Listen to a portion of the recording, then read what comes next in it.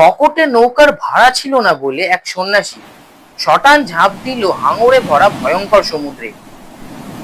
আর তারপর যা ঘটলো তা সমগ্র ভারতের ইতিহাস বদলে দিল।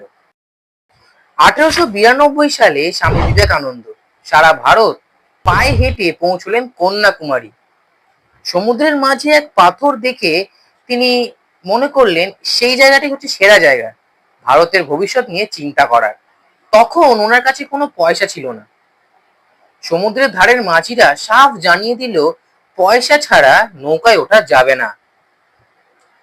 কপরদক শূন্য স্বামীজি ছেড়ে দেওয়ার পাত্র ছিলেন না।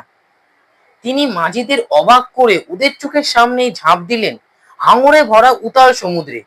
তারপর স্রোত চিরে পৌঁছলেন সেই পাথরের কাছে। 25 থেকে 27 ডিসেম্বর, 3 দিন 3 রাত, কোনো খাবার নয়, কোনো জল নয়, হাড় হিম করা ঠান্ডায় সেই পাথরের উপর বসেই শুরু হলো ইতিহাসের সব থেকে বিখ্যাত ধ্যান। কি ভাবছেন নিজের মুক্তির জন্য ভগবান খুঁজছিলেন? একদমই নয়।